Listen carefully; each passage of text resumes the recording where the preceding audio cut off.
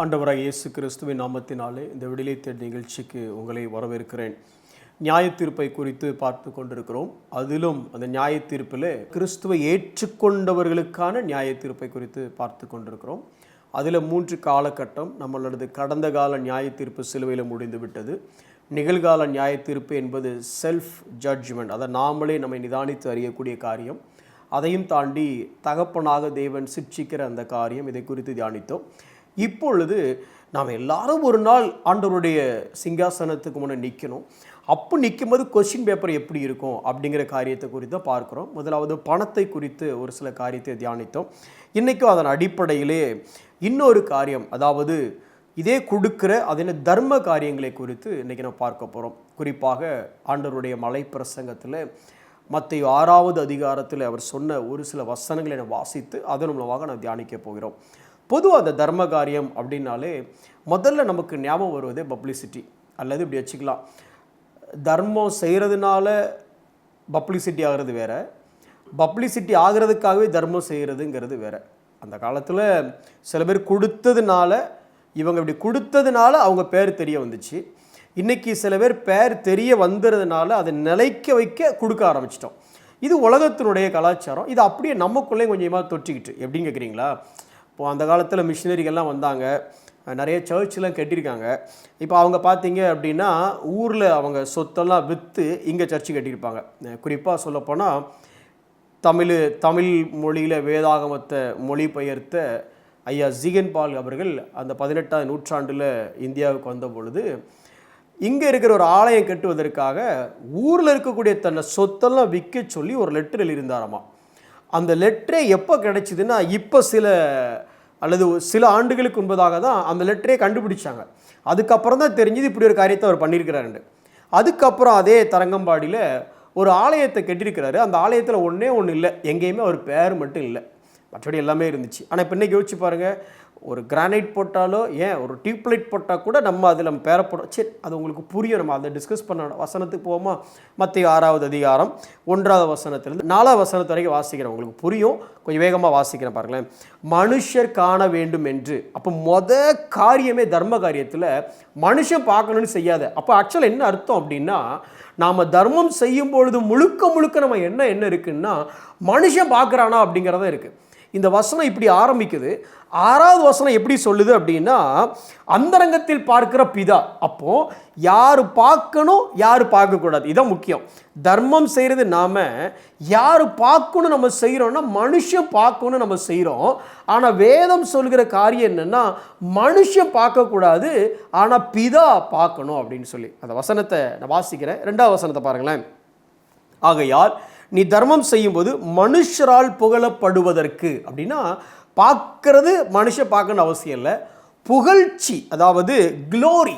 இந்த க்ளோரியை யார்கிட்டருந்து வரக்கூடாதுன்னா, ஐயா கொடைவள்ளல் ஐயா அப்படின்னு அவங்க நம்மளை பார்த்து சொல்லக்கூடாது. அப்போது பார்க்கறது யார் தான் பார்க்கணும் அப்படின்னா பிதா தான் பார்க்கணும்.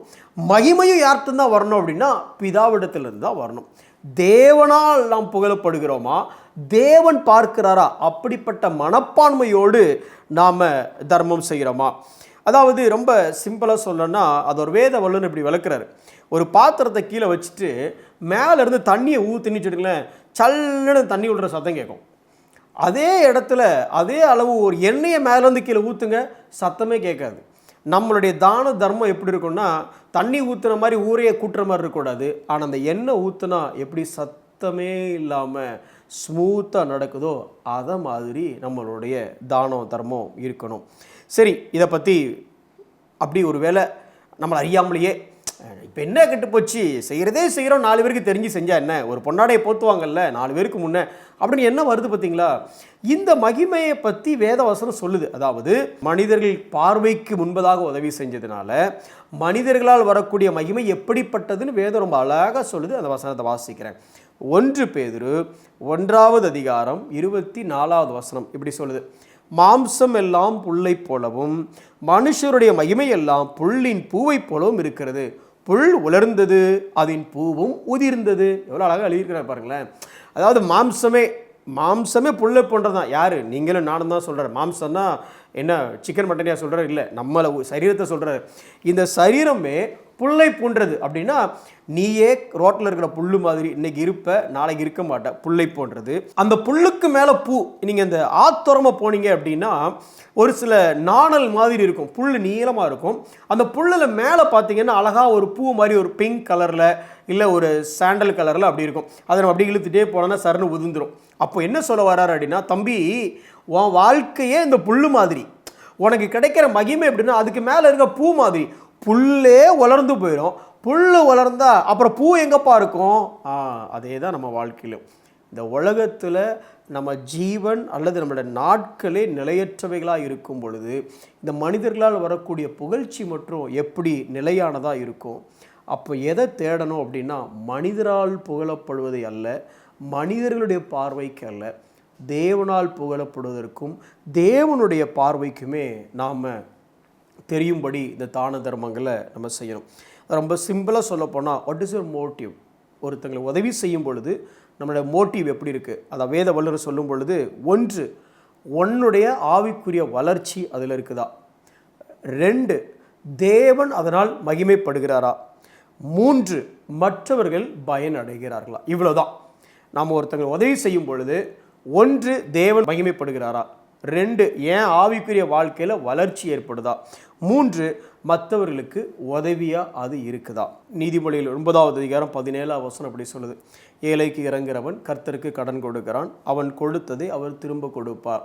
நீ கொடுக்கறது ஏழைக்கு, ஆனால் ஆக்சுவலாக நீ கொடுக்கறது ஏழைக்கு கொடுக்கல, நீ கர்த்தருக்கு கொடுக்குற. கர்த்தருக்கு கொடுத்துட்டு ஆண்டவரே திருப்பி தருவீங்களா? ஒருத்தர் கடன் கொடுக்கும் பொழுது அந்த கடனை திருப்பி தரக்கூடிய அளவுக்கு உங்களுக்கு தகுதி இருக்கான்னு பார்த்து தான் கடன் கொடுப்போம் பொதுவாக. இப்போ ஏழைக்கு நீ ஹெல்ப் பண்ணீங்கன்னா வசனம் என்ன சொல்லுதுன்னா, கர்த்தருக்கு கடன் கொடுத்தாச்சாமா. அப்போ உங்களோட கடன் வாங்கியிருக்கிற பார்ட்டி யாருன்னா சாதாரண பார்ட்டி இல்லைங்க, அது படாபட் பார்ட்டி. அந்த பார்ட்டின்னா உலகம் முழுக்கும், உலகம் இன்னும் சொல்லப்போனால் பூமியும் அது நிறைவும் அந்த பார்ட்டிக்கு சொந்தமானது. இப்போ அவருக்கு கடன் கொடுத்துருக்கீங்க, அவர் திரும்ப தருவாரா மாட்டாரா? அவர் தருவாருங்க. நீங்கள் ஏன், உங்களுக்கு ஏன் மற்றவங்க முன்ன புகழ் வேணும், எல்லாருக்கும் தெரியணும்? சிம்பிள். சார்லஸ் ஸ்பர்ஜன் வீட்டில் கொஞ்சம் கோழி வளர்த்துட்டு இருந்தார். அவர் நிறைய கோழி வளர்த்துட்டு இருந்தார். அவர் மிகப்பெரிய ஊழியக்காரன், உங்களுக்கு தெரியும், பிரின்ஸ் ஆஃப் ப்ரீச்சர்ஸ்ன்னு சொல்லுவாங்க. இந்த கோழியெல்லாம் முட்டை விடும். சார்லஸ் ஸ்பர்ஜன் வீட்டில் போயிட்டு இந்த கோழி முட்டையை கேட்டால் மட்டும் சார்லஸ் ஸ்பர்ஜன் சொல்லுவார், பணம் கொடுத்து வாங்கிட்டு போங்க அப்படிம்பார். சார்லஸ் ஸ்பர்ஜனும் அவங்களுடைய மனைவியுமே அப்படியே சொல்லுவாங்க. சொந்தக்காரங்களாகவே இருந்தாலும் இந்த கோழி முட்டை வேணாம், மட்டும் நீ காசு கொடுத்துட்டு வாங்கிக்கோ. இதை கிரிட்டிசைஸ் பண்ணாங்க. இன்ஃபேக்ட் எல்லாருமே இவ்வளோ பெரிய பிரசங்கியாராக இருக்கிறாரு, ஊருக்கெல்லாம் பிரசங்கம் பண்ணுறாரு, ஆனால் இப்படி ஒரு முட்டைக்கு காசு வாங்குறாருப்பா அப்படின்னு எல்லாரும் பேசுனாங்க. யாருமே அதுக்கு மறுப்பு தெரிவிக்கவே இல்லை. சார்லஸ் ஸ்பர்ஜனோ அவங்க மனைவியோ இது குறித்து எந்த கருத்தும் சொல்லலை. ஆனால் அவர்கள் மரித்த பின்பு தான் தெரிந்தது என்ன பண்ணாங்க அப்படின்னா, அந்த அந்த கோழி இடுகிற அனைத்து முட்டையும் யாருக்கு சொந்தம்னா அவங்க சபையில் இருக்கக்கூடிய வயதான விதவைகளுக்கு சொந்தமாக இருந்தது. அதாவது என்ன பண்ணிட்டார் அப்படின்னா, இந்த முட்டை விற்று வர காசு எல்லாமே எந்த டிபார்ட்மெண்ட்டுக்கு அப்படின்னா வயதான விதவைகளுக்கு. இப்படி கொடுக்குறாருன்னு தெரியாமலேயே இவரை பற்றி ஏளனமாக பேசும்போது கூட நம்மளை பற்றி இப்படி அவன் பேசிட்டானே சொல்லி காமிக்கணும் அப்படின்னு கூட அந்த மனுஷன் சாகிற வரைக்கும் அதை பற்றி சொல்லவே இல்லை. அந்த அளவுக்கு. ஏன்னா அவங்களுக்கு ஒன்று தெரியும், அந்தரங்கத்தில் பார்க்கிற பிதா. நாமளும் தர்ம காரியங்களை செய்யும் பொழுது நம்மளுடைய இருதயத்தை தேவன் பார்க்கிறாருங்கிற எண்ணம் மட்டும் நமக்கு இருந்தால் போதும். 2வது தேவன் மகிமைப்படணும், மற்றவர்கள் பயன்படணும். அதனால் அப்போ எப்போ கொடுத்தாலும் தெரியாமல் தான் கொடுக்கணுமா? ஒரே ஒரு அதிகாரத்தில் அழகாக ஆண்டவர் 2 எக்ஸாம்பிள் சொல்லி வச்சிருக்கிறார். அப்போஸ்தலர்களுடைய 4வது அதிகாரத்தின் கடைசி வசனமும் 5வது அதிகாரத்தின் ஆரம்ப வசனம். உங்களுக்கு புரிஞ்சிருக்கும்.